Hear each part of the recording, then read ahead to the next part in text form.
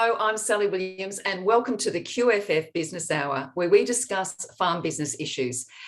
Join us on the last Wednesday of each month at 4 p.m. to engage with industry and professional business advisors to assist you in building your strategic management capacity to prepare for and manage business and climate risks, as well as improve economic, environmental and social resilience.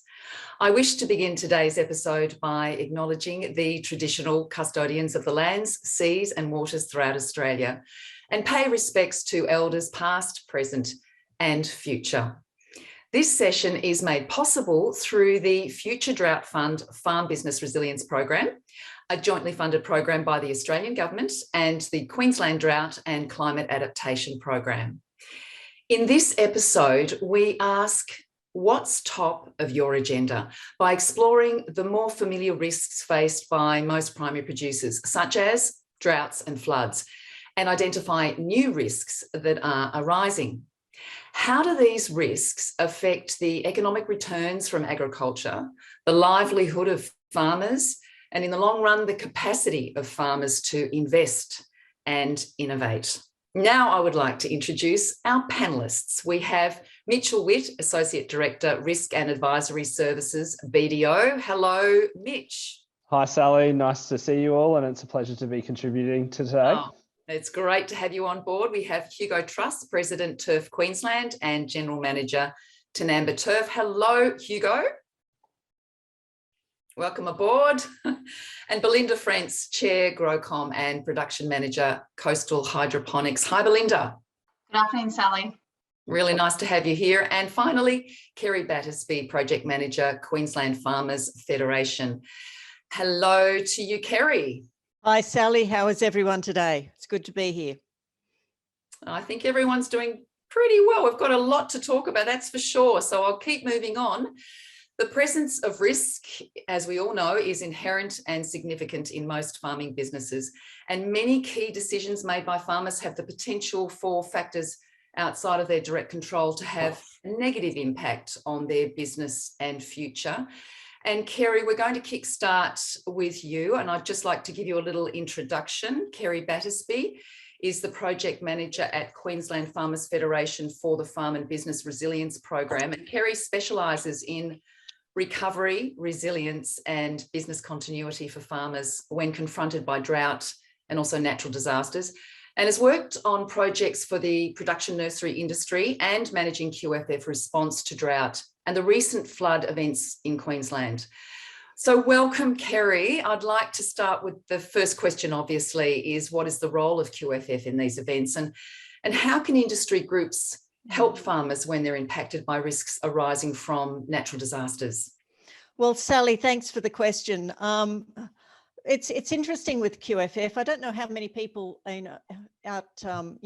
generally know what QFF does, but we actually represent over 13,000 primary producers through our industry group membership.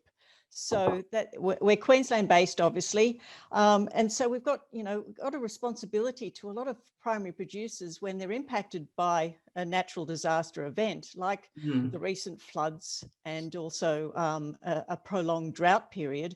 It's important that the work that we do it's in association with both state and federal governments. So when there's a flood event, for example, because that seems to be top of the agenda for a lot of people at the moment, QFF's there to work with government to identify the industries that are heavily impacted, and then the regions. So we work with local councils, local government authorities and the state government to identify the regions that are most heavily impacted. Now, that might be there to get survey results, make phone calls, find out what is actually happening on the ground. And that information might help to lead to a disaster activation by the government, which we often hear then leads to financial support, mental health resources being provided. But it's also about managing programs like an industry recovery and resilience program, and to help farmers on the ground at that time to look at their practices and to not only recover, but to thrive in that recovery process. And it's often at that stage of recovery where we see farmers say, I don't ever want to go through this again. And it's actually triggers them to make serious changes to either production processes or how they use the land. So QFF and its member groups are actually there to help support that process through the various programs that we operate. Yes, and it's important to be ready, isn't it? To be prepared. Preparation is the whole key to this. And look, there's some things we can't predict, you know, the volatility of weather. We can't necessarily predict to an accurate level at the moment, but farmers need to have a plan. And it's knowing, you know, initially who to contact, who do I talk to? This has happened to me. Who do I need to talk to? And that's where QFF and the likes of GrowCom and Turf Queensland and the various other industry groups, they are there and available to help you at that particular time. But it's for farmers, preparation's not just about the immediate onset of an event. It's about understanding and then preparing beforehand, pre-season even, about, you know, if you are impacted, what can you actually tolerate? What resources, what practices do you need to prepare beforehand, pre-season, so that if there is an event, you are certainly well prepared for that event and you can manage the resources, you can manage the staff transition. When do they leave the property? When is it safe for them to return? A lot of questions need to be considered at that particular point. And your technology ready as well. You're prepared. Absolutely. So, you know, there's a lot of work that goes into the preparation, and that's where the industry groups and QFF and the likes of our partnerships with Mitchell and the team at BDO is so critical to this. And when you say season ahead, is it just a season or seasons? It can be seasons. Depends what your production process is, depends what your plans are. It's about knowing what you're capable of losing. In business continuity terms, it's called doing a business impact analysis. It's knowing what resources you need on the ground at the time and what time you can actually be without actually doing productive work. So.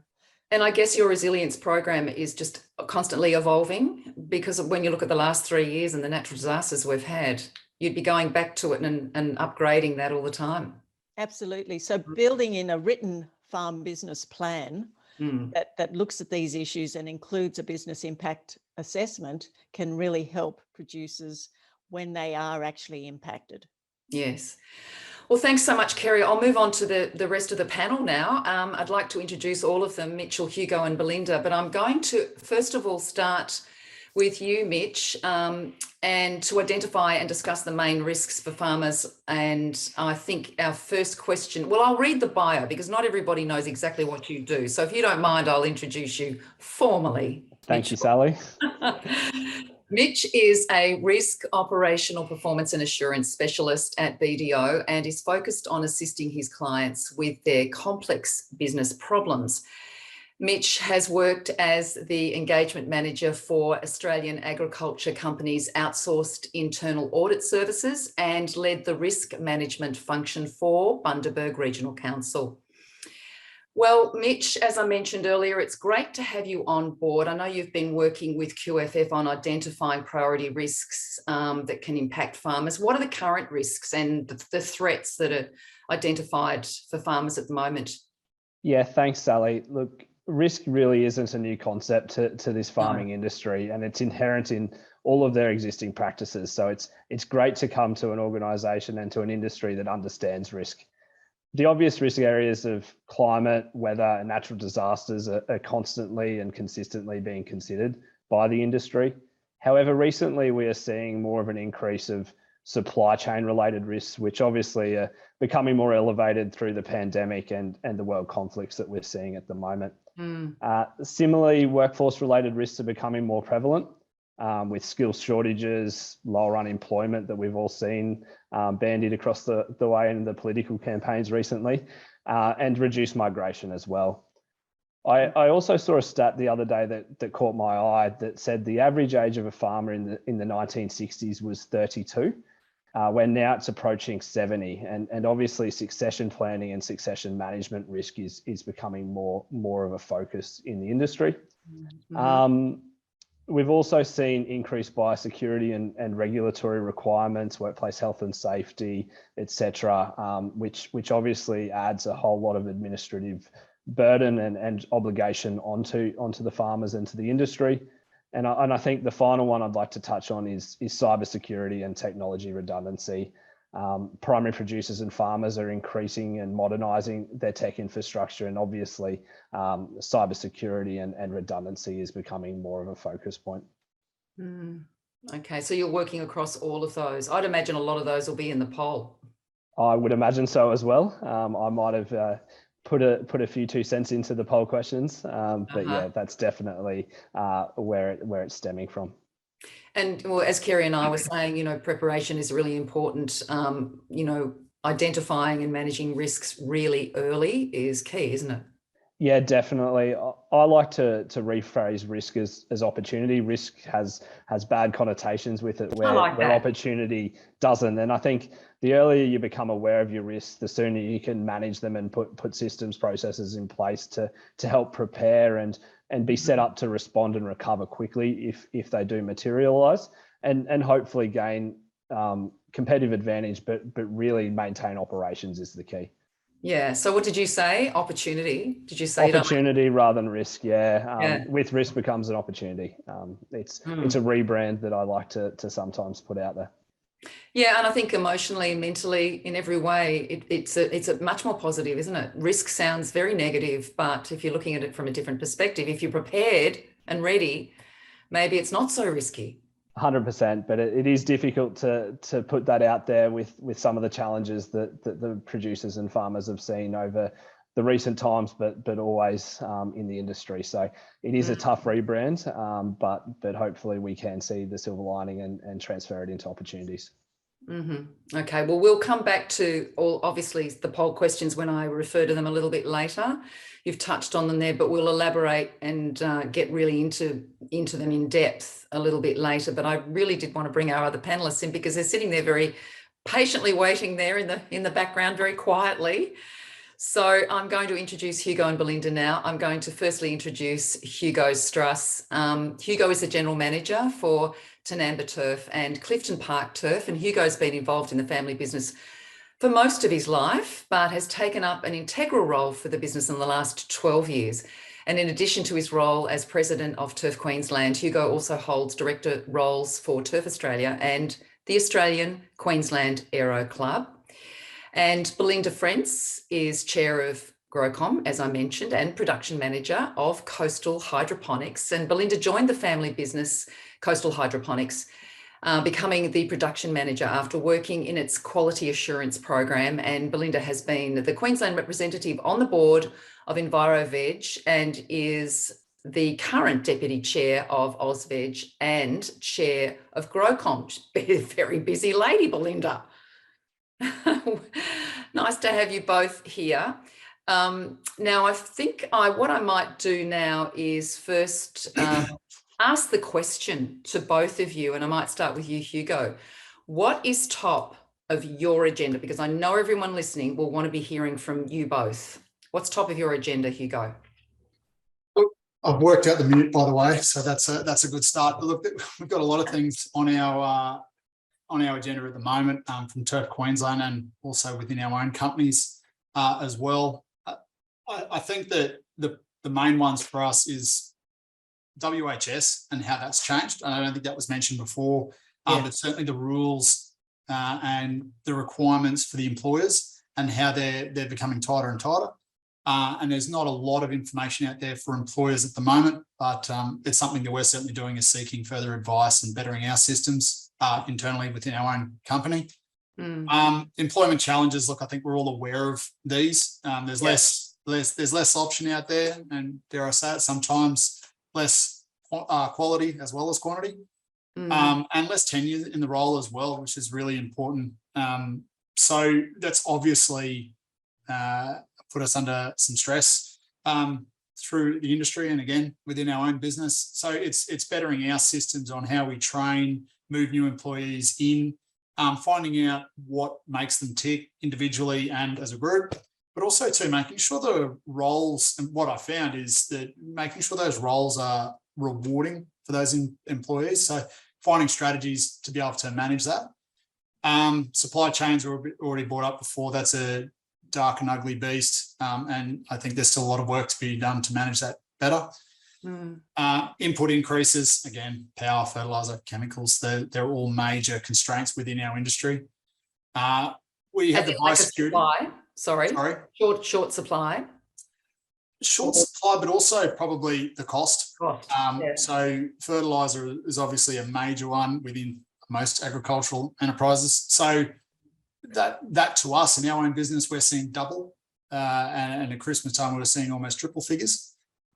And the problem was with turf, and something that the turf industry is seeing, that we're one of the very few agricultural entities where we plant, we propagate, we grow our own product, we market our own product, we harvest our own product, we sell our own product, we transport our own product, and we install our own product to end user. And there's very few industries that do that.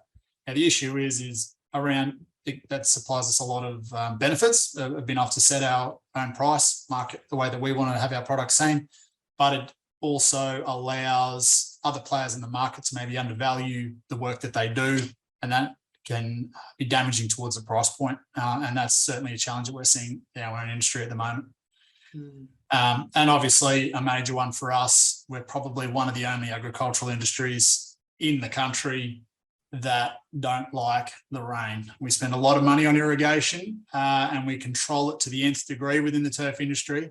And I heard last night a statistic about 50 days of no rain since Christmas, and that makes landscaping, construction and turf growing, harvesting, transporting very, very difficult. So that's a really sad figure for our business and our industry.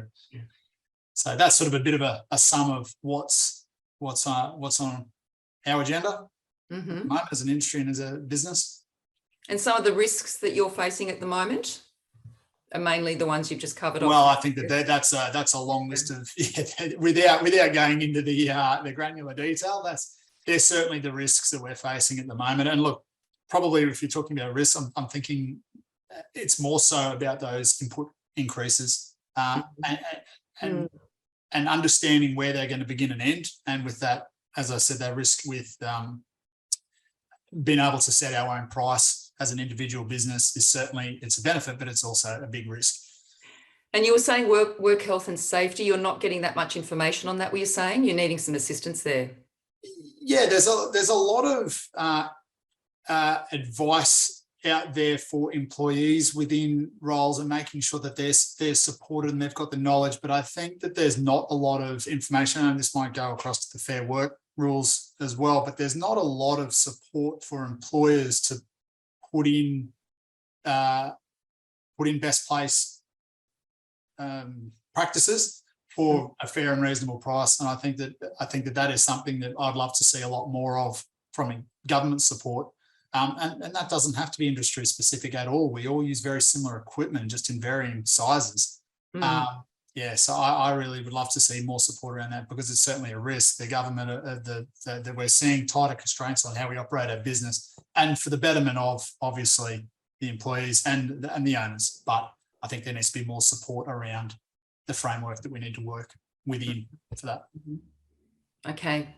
Thanks, Hugo. I'd love to bring Belinda in. She's been patiently waiting there. Belinda, welcome. And what is top of your agenda at the moment? Thanks, Sally. Well, there are so many things that are at the top of the agenda. If we had had this conversation probably 2 weeks ago, I would absolutely call out labour as being first and foremost issue for the wider industry. That's obviously prior to our second natural disaster in the same year. So we had flooding in February throughout our growing regions in Queensland. And at that time, our farm wasn't that impacted in the Lockyer. We're based in Mulgowie. So we have 200 acres of production there. And we actually just caught the edge of that flood and took out our very early season plantings. So we're potentially looking at a loss of, you know, anywhere up to $500,000 at that stage. And we talk about risk and planning for risk, but no one could see what was around the corner and what was coming next. And that's not to say that we're over it, and it's not to say that we don't have subsequent risks with flooding in the future months, because as we all talk around the changing the season and the weather patterns, there's full potential there. So 2 weeks ago, or going on 2 weeks ago, we suffered the worst flood that we've had in the history of our growing business, and also in the region as well, and it actually flooded our entire property. So what that means for our business, that we've probably potentially lost at least $1 million in sales and raw material. It means that we don't have any cash flow from that farm for at least 6 weeks. It means that we've got staff that we're having to pay with no product or no sales associated with that. So to retain them, to keep them in the business. And I mean, we look at labour and how long it takes to build a team. You're talking about planning of 6 months to get production ready and to get it into farm into full swing and production, and producing about 40 tonne a week. And that takes a team of people who are there day in, day out, prepping, planning and preparing, and then to see that all be lost in a matter of 24 hours, and then subsequently having to retain those people with no cash flow to keep them so that we can bring the farms back into production.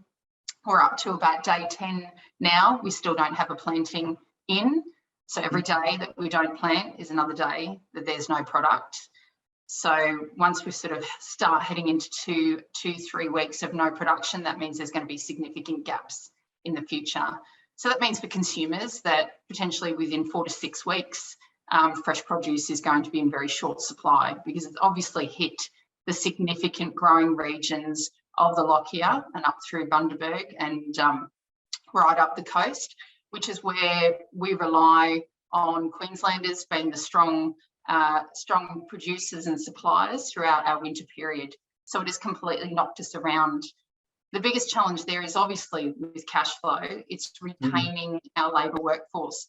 So once we start losing people off our farms, it's incredibly hard to convince them to come back, to continue with that work. They look for other types of industries to go to. They also leave the region and go to other potential regions that might be attractive and have work available. So we've got a production site on the Gold Coast, and I just proudly had ticked that box and went, we had enough staff for our season.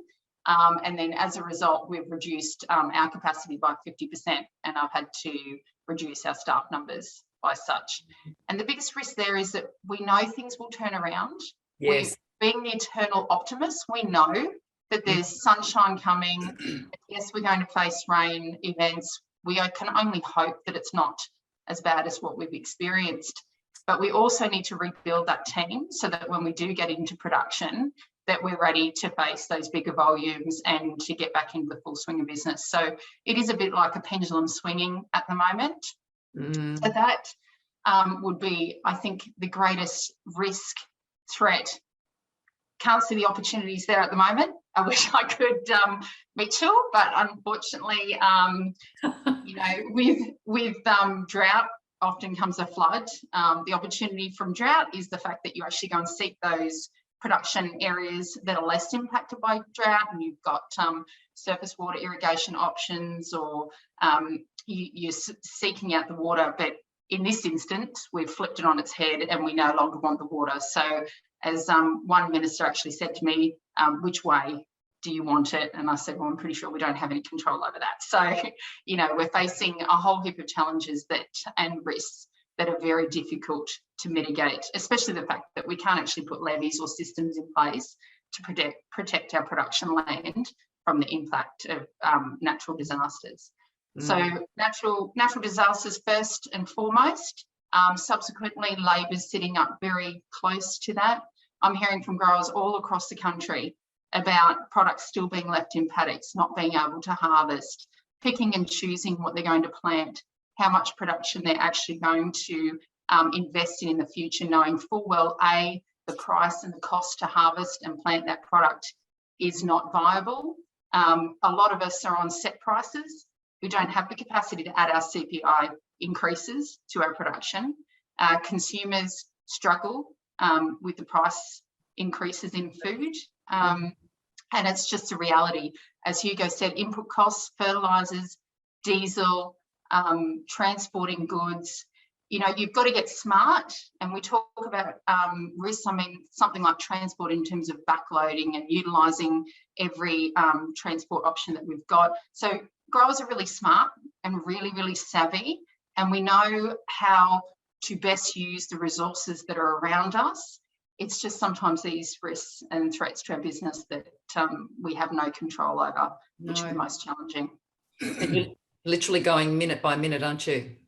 Absolutely. Yeah. And a majority of the time it actually feels like you're quite isolated and on your own. So it is great to hear from the likes of Hugo across different industries that the challenges are shared. And there is this naivety that people think that when we get rainfall, it's a great thing and the crops grow better and it's better for us, and how challenging it is to convince them that it's actually completely the opposite. We build irrigation, we have schemes to take care of that process. So, you know, excessive rainfall has a complete opposite impact. But consumers also forget in 5 minutes that it has rained, and where the rain falls, you know, it's very coastal, or if it's out in the regions, they don't actually see that act. So it's challenging to have that conversation. It is, and when it's not in their local backyard, in their local area, they don't understand. The consumer doesn't understand. Yeah, so we need to actually share these stories with, not just within the industry, but, you know, to consumers, so that they do become a little bit more considerate and understanding. They need to appreciate where their food comes from. And I mean, we say that time and time again, that very rarely it's taken into consideration. We talk about food waste and things like that. And it's probably only that when prices increase that people actually start thinking about where their food actually comes from and the impacts to growers. I also look at the fact that the industry is really tired. You know, through the pandemic, we were classed as essential, which we thought was fabulous. And most certainly we are essential, and we still see ourselves as essential coming out the other side of it. But no one in production and no one in growing had a break. So there was no time out for business. There was no time out for business owners. We struggled sometimes, as you know, COVID took hold, working our businesses on our own, and to come out of that and to ease into what we would see as being an easier way to run the business, we're now faced, you know, with a natural disaster. So we sort of hit that our growing season feeling a little bit tired and exhausted. Mitch, can I bring you into the conversation here? Yeah, definitely. I think one word that Belinda missed when she was describing producers and growers is resilient. It's unbelievable to have you here today after the couple of weeks you've had, and I'm sure it's shared across all of the industry. Very much so. But obviously, preparing for such natural disasters, you can have a robust risk register, risk assessment process. But when you get a once in 100 year, and I'm sick of hearing the once in 100 year stat, because we've had plenty of them in the last 10. It's near impossible, but it's how do we set ourselves up to respond and recover as best we can, and it's great to hear Belinda being the absolute optimist that she is today, to see a way out. So I think, yes, we can talk about risk and risk management, but it's that resilience and having that in your people is really important as well. Yeah. And Hugo? Look, I think that Belinda did a great job summing it up. I think that, look, we're such a similar, we're totally different businesses, but we have such similar issues around that irrigation, around that staffing. I don't think I have any more to add, to be honest. Like I really, I thought that was well said, to be honest. Yeah. You were mentioning earlier, Hugo, with staff that you're finding that you need to spend a lot of energy in making sure that you train them well to keep them and develop a relationship with your staff as well. Absolutely. Look, Yeah. I think that a major thing that resonates with me, Belinda, after talking about your staff, you've had your crop wiped out. We're in a position similar but different as well, where we're unable to maintain our crop at all. We can't get onto our paddocks. We can't harvest them. We can't mow them. We can't fertilize them. We can't do absolutely anything. And last year we had an awful time trying to manage our business through peak season with a lack of staff, COVID running through the business. We distribute our own products, so we have the truck driver shortage within our own business as well. We run 10 semi-trailers every day of the week, and we had an awful time, and we have worked our bums off at the beginning of this year to fill those spots, train those staff, and get a fantastic crew going. And I look at around a lot of our industry, and they haven't had the same success yet. And here we are now trying to maintain a team that we can rely on for the busy times, as Belinda said, and we're worried that we're not going to have them there. And it's a scary thought to come out of this. They're now talking another 3 months of rain, but coming out of this rain period into our busy season, and we might not be able to deliver our product after making very little in the early part of the year. It's scary. So we're looking at what we can do better, how we can use our staff, how we can maximize it, and maybe there's some cross-industry conversations that need to be had there about using those particular people, because I mean, we're not far away from Lockyer, but maybe there's some more conversations that can be had there around utilisation of staff to support industry organisations. So, and Kerry, can you add to that? Yeah, absolutely, Sally. Look, I think this is where the value is of QFF and the industry groups like Turf Queensland and GrowCom, and having this conversation. The purpose of the QFF Farm Business Hour is to bring farmers together to have this conversation over these critical issues. We're seeing the compounding effects of a 2-year lockdown period with COVID and the difficulties and the challenges that has provided, plus this natural disaster season, and then, staff shortages, plus transport, plus the escalating price of input costs. It's an enormous challenge to producers, but if we can have this conversation, that's where the value is of the industry groups and QFF and collaborating with government. Because if government know what these circumstances are, and they do know what the conditions are there, and they're integral to this conversation. When we have biosecurity legislation added on top of this, plus all the whole workplace health and safety issue as well, and any new codes of practice. For instance, we've got the psychosocial code of practice that's about to be unleashed on industry. That brings a whole new set of regulations and compliance issues for farmers. So we need to recognise and actually applaud Hugo and Belinda for what they're actually achieving right now. Staffing is a priority issue, and it's one of the topics that we'll be addressing in the July edition of the QFF Farm Business Hour, looking at the value of workforce, because you can't operate a business unless you've got staff. And we've recognised that over the last couple of years, specifically when we've not been able to get critical staff into Queensland because of these other issues. So look, hats off to every single primary producer that is meeting these challenges and identifying the risks, but getting through to the other end. And Hugo and Belinda will survive this, and their businesses will survive. We do lose a few businesses when they're confronted by these compounding issues. But when you've got good support from industry, you've got a good network, and you're communicating. It's so important to share your story, to talk to someone, to share the burden almost. It's so critical to have that network of support, and that's certainly where QFF and its member industry groups like GrowCom and Turf Queensland can actually help and support.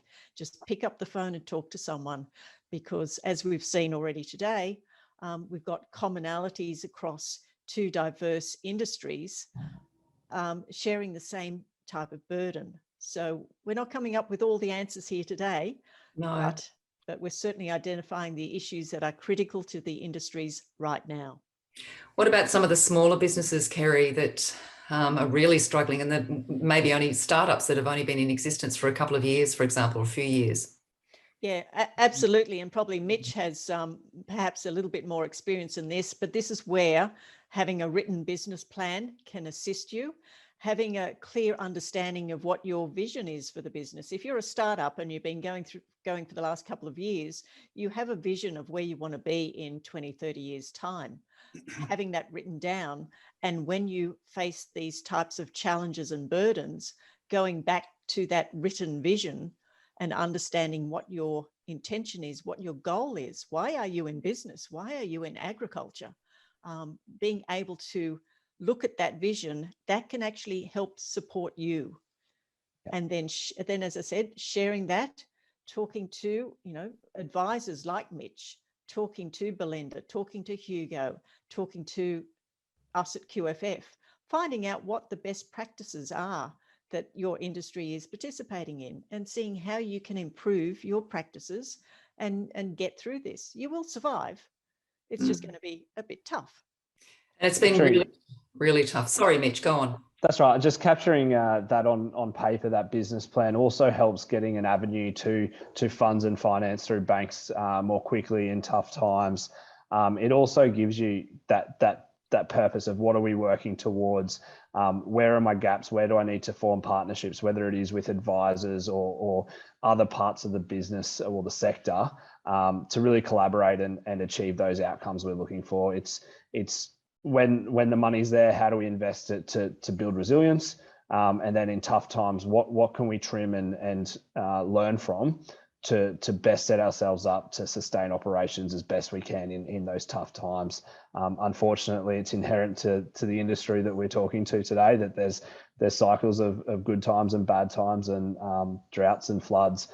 So it's how do we best capture our business planning to I guess smooth those as best we can. Obviously, it's not perfectly a straight line, but smooth them where we can. Absolutely. Well, I was just thinking too, with the younger, we were talking about staff and just keeping the younger generation within the business and keeping them in the industry, and not letting this, the natural disasters we're experiencing at the moment, deter them, because we need them there for the future. That's very important, isn't it? Yeah, definitely. And it's great to hear Belinda and Hugo investing in learning and development programs for their team and really making it a purposeful role, and I guess owning the formation of that team. I don't think they're in the minority there, but there's definitely a lot of organizations and companies that don't invest in their people, and they're the ones that are really starting to struggle with their workforce. Yeah, and that's so we've got, it's very much a priority. Okay. I think that's something that's really important, and maybe a generational thing within agriculture, is trying to get the owners of the business, and I guess the current leaders, to see the importance in finding rewarding roles for staff, and it's probably getting the understanding across that that's not changing the role. It's the communication of the output, it's the communication of the task at hand. It's having that next generation. I think they're wanting to see a beginning and end to their task, and they're wanting to see the result. And this is just what we're finding within our industry, and our business, but it's making sure that they can see the end and make them feel involved, and that buy-in to the process. Give them purpose, really, isn't it? Absolutely, giving them purpose. Absolutely. Yeah, and confidence for the future. Very key as well. Yeah. Okay. Well, has anybody else got anything to add at this stage? I was just going to add to that, Sally. One of the biggest risks that the industry's got is sort of somewhat out of individual growers' control, is around the image that we've actually got. So, when I first entered the industry, my first comment was, I think we need to put some females in the magazine. That probably would be a really good starting point, because majority of businesses are 50% women, and we weren't probably doing a very good job of highlighting that diversity It's also somewhat an image of an age group, of certain types of people working in the industry. And then not only that, the way that the media portrays the industry. So we always get that really hard knock consistently that we treat our people poorly, that they're not paid correctly, that they live in poor conditions. When I listen to Hugo and I know what I do in my own business, that's not the case. We really support and celebrate and encourage and enjoy working alongside our teams and building them. And they're our greatest resource. We want nothing but the very best of success, not only for them, but for ourselves as well. But when we have that poor image being portrayed consistently, and I know that GrowCom with our Fair Farms initiative is most certainly set a very high standard for the industry and looking at obviously spreading that across agriculture industries as well, to be able to demonstrate and say, no, hey, we do the right thing, to celebrate, to sell our really good stories, and to pitch the diversity of the industry, the skills, the types of jobs that are involved. It's not just, you know, picking pumpkins in a paddock anymore. It's driving, you know, amazing machinery. It's drones, it's technology, it's robotics, it's automation. There are so many fabulous things. I mean, I've got an IT son who's, you know, into programming, you know, to see him come into the business in a programming aspect and change the whole landscape is what we look forward to. And, you know, we need the assistance of everyone to lift the image of our industry so that we can attract these people. And we need the younger generation to be enthusiastic and want to move into it. Absolutely, we do. That's key. Very key. Yeah. You're right. We need some. We need the media to get behind this in a positive way, because sharing and telling those stories really helps. It gets back to our conversation about the consumer really understanding. Yes. Yeah, and really knowing it firsthand, and they're great stories. They're beautiful Australian stories we're talking about here. We love farming. We absolutely love farming. We love growing. We love everything about it. And when you start talking to people about what you do, I mean, I live on the Gold Coast. There's not many farmers down here. But when I tell people that I'm a farmer or a grower, they're just bewildered by it, and they're captured, and they want to know everything, and they feel connected, and they feel the earth, and they get you, and they understand where your passion comes from for food and producing food. And that's, once you start just one and it's just builds and it grows, that's the warmth towards the industry that we need, so that we do get that, we get looked upon in a positive way. Do you feel, though, because of COVID and the effects it had on society in general, how we have, I think, all noticed an appreciation, a bigger appreciation for our country and our own produce, and Australian made and grown? Oh, most certainly. And I think that has always been present, but still it's the old age argument that we can do. It's 80-20 rule. We can do so much right, and there's only a few things wrong that tip the scale. But definitely consumers have a much better understanding of where their food comes from, and celebrating it. And so hopefully we can build on that. And the supermarkets can do a bigger job of telling those stories as well.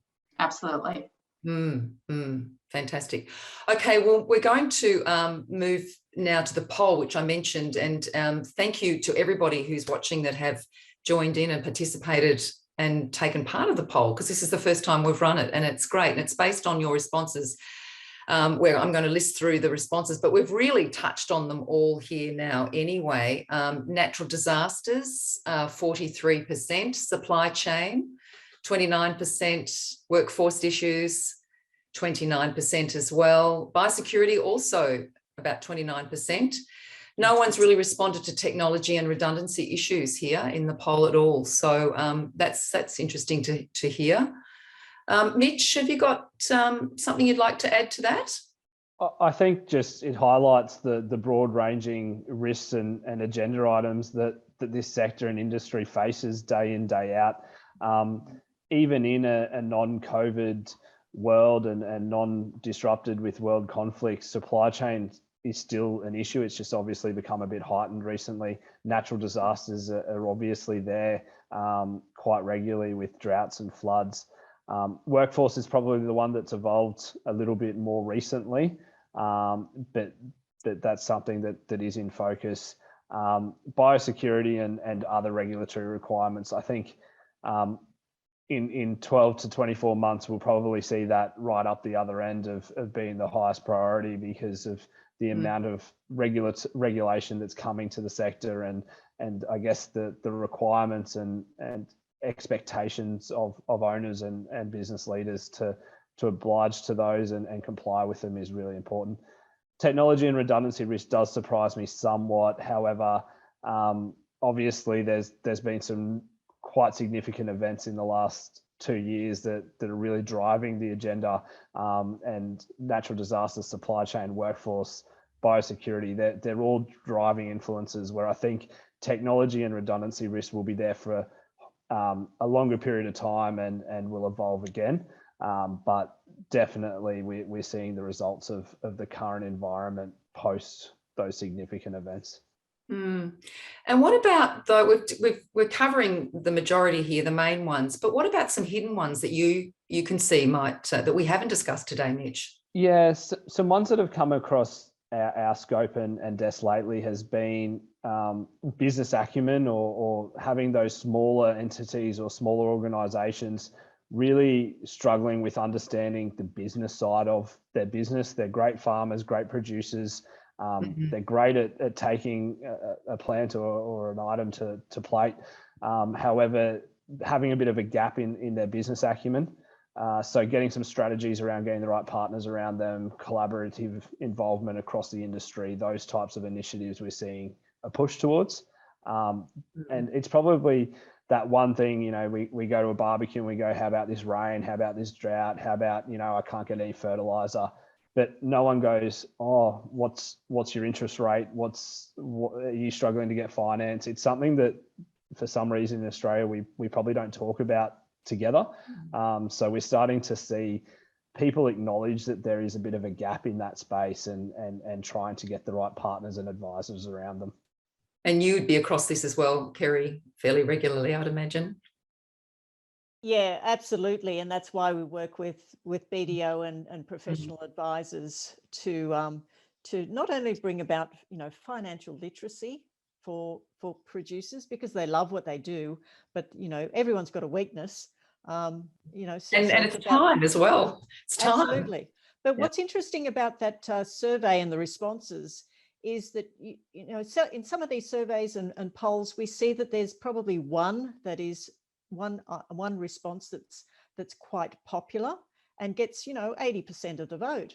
But what we're seeing here with what's top of your agenda, it's this compounding effect of pressure that's put on agricultural producers. So it's not only natural disasters, it's workforce, it's all these other, it's WHS legislation. We've got this compounding pressure at the moment on producers.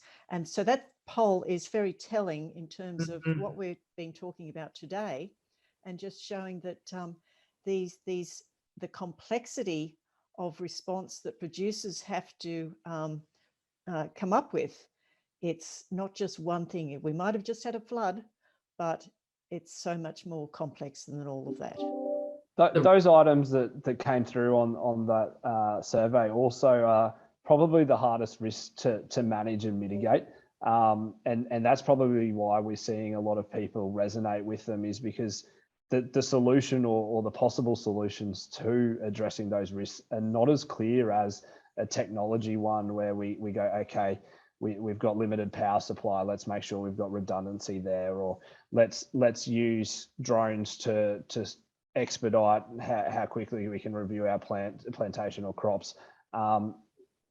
Those top four are really to the core of the business, but not as simple to solve or resolve, and are actually quite complex in nature. Something else is, Mitch, before you said a dirty word, and it hasn't come back up again, which I've been interested in, but it's succession. Yeah.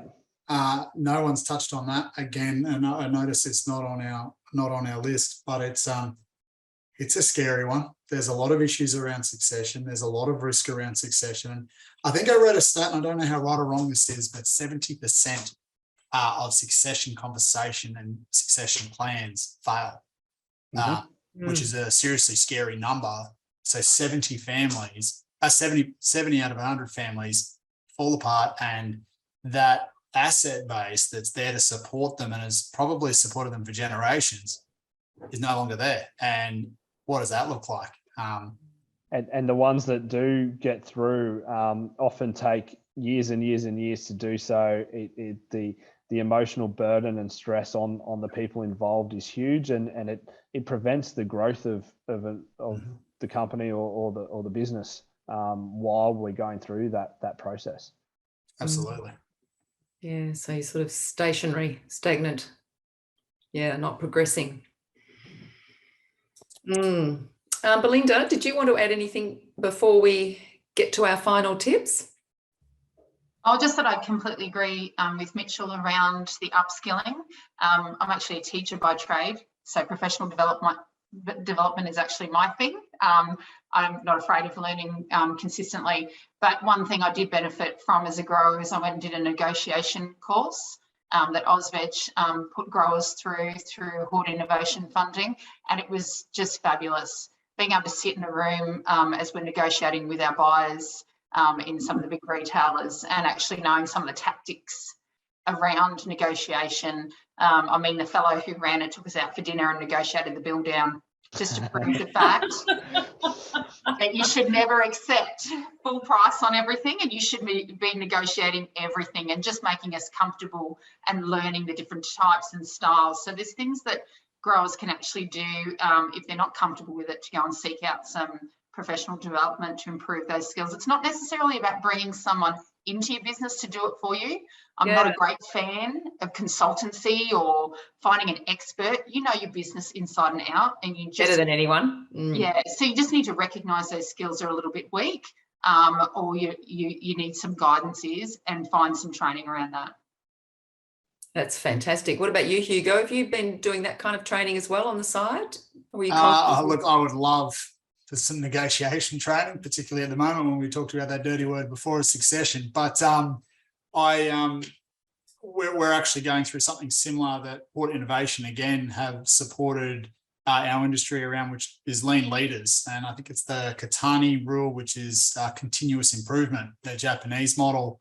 Yeah. I think it was bought by Toyota. Anyway, so that's something that we're going through. And I'm fortunate enough to have a farm manager on one side of our business and a farm manager on the other side of our business, both get that scholarship, and I've paid to go on it as well. And Horde Innovation have supported that, and that's been fantastic to have that buy-in from those two managers and to support the way that they see business. And today we sat down and talked about how they saw the business, what they saw for the plans and future proofing and all of that sort of stuff. And to be honest, even though that, yes, we agreed with a lot of it, and I agreed with a lot of it, and we had plans already for a number of points, I actually walked away from the meeting listening to two of them with a fantastic idea and something that I think that will really change the way that we do business. So I think that those open discussions and what we've got out of that Lean Leaders program through Moshi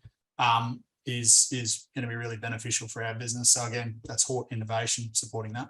And like you said, sharing and discussion is just key. And even the discussion we've had today, I hope, has been really beneficial to many of our listeners as well. And we're going to start, I'm going to have to start wrapping up. We've only got a few minutes more to go, but I'd love to hear from each of you before I thank you and say goodbye, your final tip.